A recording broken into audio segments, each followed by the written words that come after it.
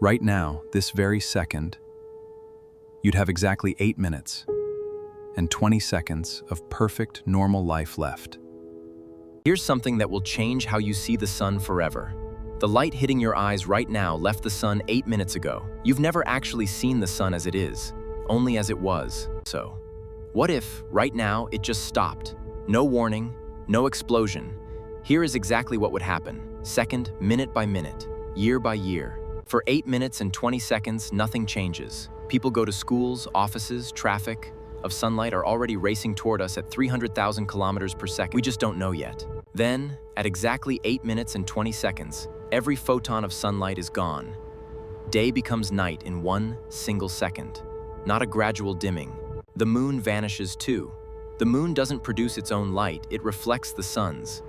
Without the sun, the moon simply disappears from the sky. Only stars remain.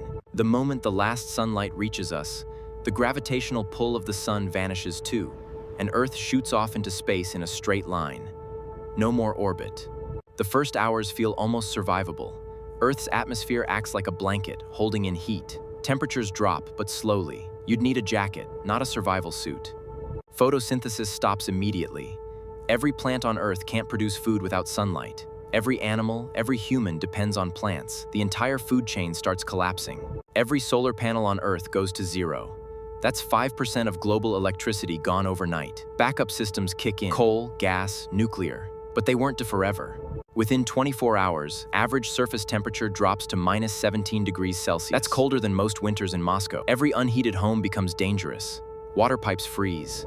Wood, furniture, anything that burns becomes more valuable than money. Underground bunkers and nuclear plants become the most important real estate on Earth. Humanity clusters around heat. Here's something surprising. The oceans won't freeze immediately. They hold an enormous amount of heat. Surface ice forms, but the deep ocean stays liquid for a very long time. Underground is warmer. The Earth's core is still molten iron at 5,000 degrees. Amount of heat. Surface ice forms, but the deep ocean stays liquid for a very long time. By week 3, surface temperatures reach minus 40. At the surface, almost nothing survives. Below ground, humanity holds on. At the bottom of the ocean, near hydrothermal vents, entire ecosystems never needed sunlight. Tube worms, blind shrimp, chemothetic bacteria.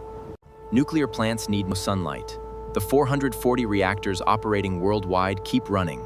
They become humanity's lifeline, powering the underground cities. Underground LED farms powered by nuclear energy can grow food without any sunlight. Wheat, potatoes, vegetables, all growable artificially. After several months, temperatures reach minus 73 Celsius. At this point, the atmosphere itself begins to collapse. Nitrogen and oxygen start to freeze out of the air. Earth becomes what scientists call a rogue planet, a world with no star. We drift through the Milky Way at 30 kilometers per second, alone in the dark. A small population of humans could theoretically survive indefinitely underground, growing food under LEDs.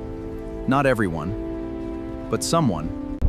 Geothermal heat will continue radiating upward for billions of years after the sun disappears. We've been sitting on a furnace the entire time.